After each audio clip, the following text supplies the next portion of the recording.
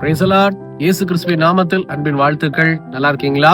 விசுவாசிக்கிறவன் பதறான். இந்த மாசம் ஆண்டு கொடுத்த வாக்கு தத்துவம். தொடர்ச்சியா ஒவ்வொரு பரிசுத்தவனுடைய விசுவாசத்தை பார்க்கிறோம்.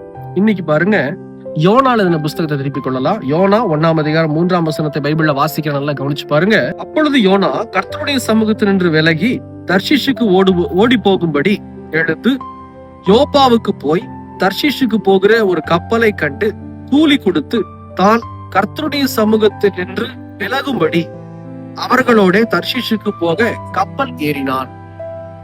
எப்போ யோனாவோட வாழ்க்கையில தவறு நடக்குது அப்படின்னா, யோனா கர்த்தருடைய தீர்க்கதரிசி இல்லையா? கர்த்தர் நினைவேக்கு போய் கர்த்தருடைய வார்த்தையை சொன்னா அங்க போக முடியாத ஆண்டவரேன்னு சொல்லி தர்ஷீஷு கிளம்பிட்டார். இது எப்ப நடக்குது அப்படின்னா, நல்லா கவனிச்சு பாருங்க. இந்த வேத புஸ்தகத்துல கர்த்தருடைய சமூகத்திலிருந்து விலகும் போதுதான்.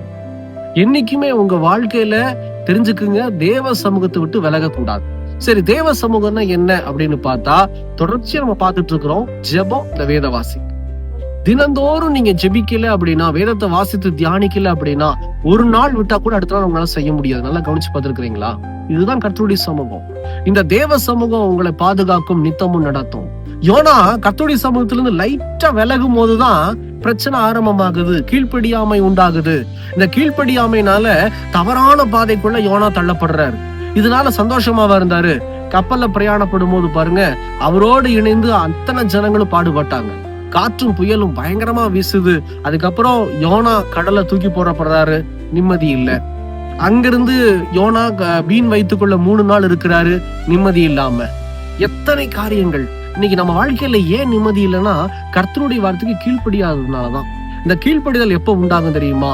உங்க வாழ்க்கையில என் வாழ்க்கையிலையும் தினமும் ஜெபமும் இந்த வேத வாசிப்பு இருக்குமானால் அப்பதான் விசுவாசம் இருக்கும். விசுவாசம் இருக்கிற இடத்துல கீழ்ப்படிதல் உண்டாயிருக்கும். பிரியமான ஜனமே, இந்த காரியத்துல நீங்க சரியா இருந்து கொள்ளுங்க.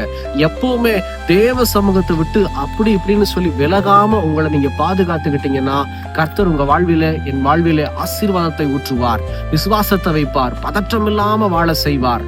இதோ கர்த்தர் இந்த மாதிரிதான் இந்த மாதம் முழுவதும் ஆசீர்வதிக்க விரும்புகிறார். ஜெபிக்கலாமா? எங்களை நேசிக்கிற நல்ல ஆண்டவரே, இந்த வேலைக்காக ஸ்தோத்திரம்.